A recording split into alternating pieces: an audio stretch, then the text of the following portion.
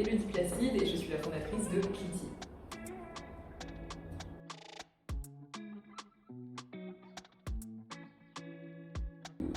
Alors j'ai découvert que j'étais atteinte d'endométriose à environ 21 ans. Je m'étais beaucoup bataillée avec les médecins pour avoir un diagnostic et au final, grâce à une IRM, on a trouvé des lésions endométrioses.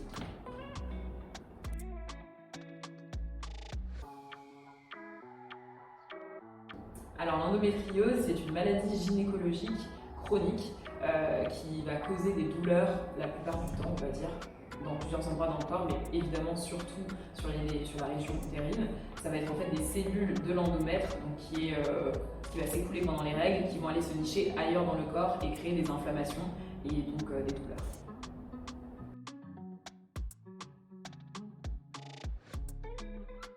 Alors, les symptômes qui m'ont le plus impacté dans la vie de tous les jours, ça va être les douleurs chroniques, que ce soit les douleurs au niveau utérine, mais aussi les crampes digestives, la fatigue chronique énormément, et puis évidemment le flux hémorragique.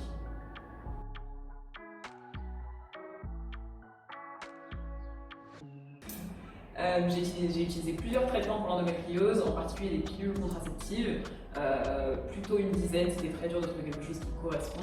Je me suis aussi fait opérer pour l'endométriose il y a quelques années de ça, et ensuite continué les traitements hormonaux. J'ai fait une pause pendant ces traitements et je suis revenue, et aussi beaucoup de thérapies alternatives comme l'ostéopathie, la kinésithérapie, etc. pour pouvoir avoir un confort de vie.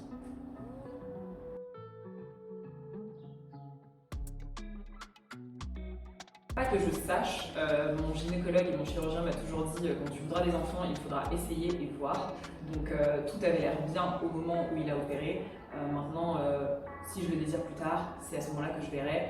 En France, on a 1 an pour essayer de concevoir. Si ça ne marche pas, on peut aller voir un professionnel de la fertilité. Donc si c'est ce qui m'arrive, c'est ce que je ferai.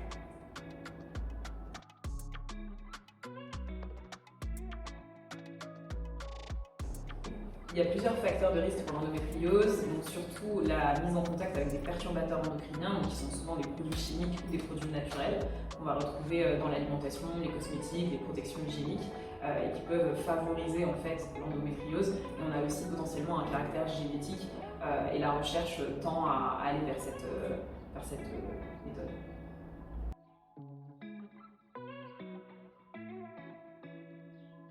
Alors la recherche tend à penser qu'il y a un potentiel lien entre le taux de femmes qu'on retrouve aux Antilles qui sont atteintes d'endométriose et le scandale du chlordécone, parce que ce sont des perturbateurs endocriniens et des produits chimiques qui, on sait, provoquent le cancer de la prostate, et ça peut aussi être le cas pour l'endométriose. C'est une piste qui est actuellement étudiée, mais il faut attendre sur la recherche pour en être sûr.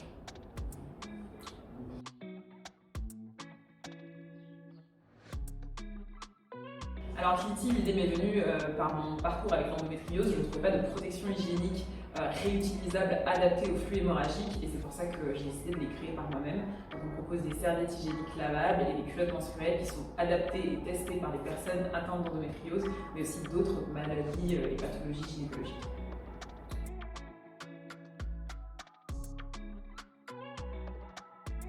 Alors le projet futur pour Cliti, c'est de monter ce qu'on appelle le tiers payant menstruel pour aider la précarité menstruelle en France et en Outre-mer, et surtout aider l'égalité homme-femme via l'accès à l'hygiène menstruelle.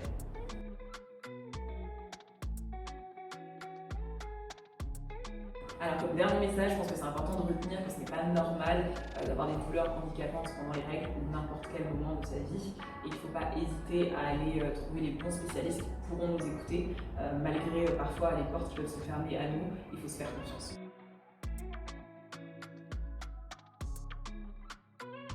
Pour retrouver Cliti et tous les projets qu'on monte, vous pouvez aller sur notre site internet www.cliti.fr ou nous contacter par mail à hello@cliti.fr.